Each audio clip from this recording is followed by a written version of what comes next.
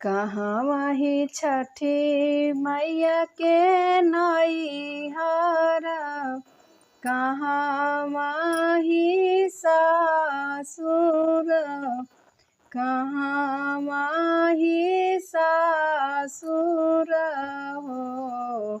छठी मैया कवने बिरिछ तर उपजे तब सखी सब पूजेली हो।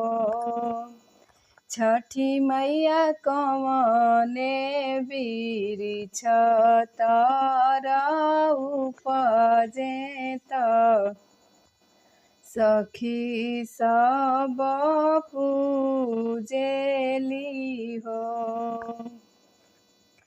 गोकुला ही छठी मैया के नैहर, मथुरा ही सासुर, मथुरा ही सासुर हो।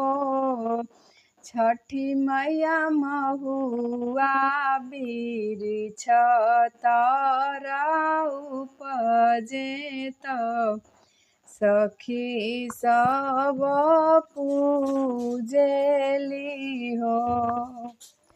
छठी मैया महुआ बिरिछ तर उपजे त सखी सब पूजेली हो। केहू के देनी मैया दुई लाल, केहू के चारि लाल, केहू के चारि लाल हो। मैया हमहू बझनिया बानी खाड़त, हमके नाही देखेनी हो। मैया हमहू बझनिया बानी खाड़त, हमके नाही देखेनी हो। जाहु नए बेटी घरे जाहु, अपने स्वामी के घरे, अपने साहेब घरे हो।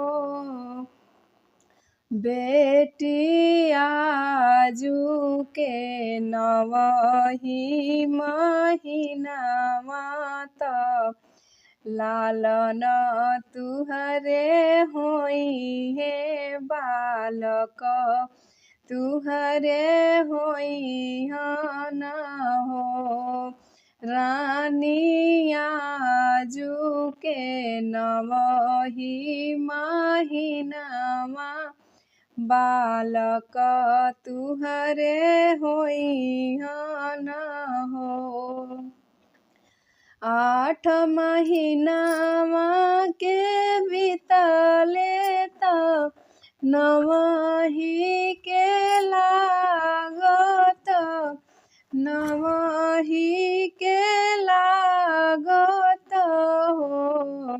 सखिया रानी के जनमे होरिलवा महल, उठे सोहर गुजन लागे मंगल हो। सखिया रानी के जनमे होरिलवा महल, उठे सोहर हो। बीतत सावन महीनावा भदौआ के लागत, भदौआ के लागत हो।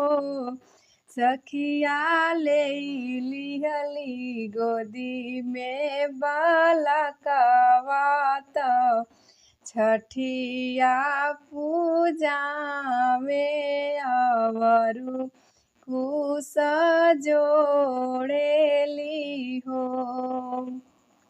सखिया गोदिया में लिहली बलकवा त छठिया पूजावेली हो।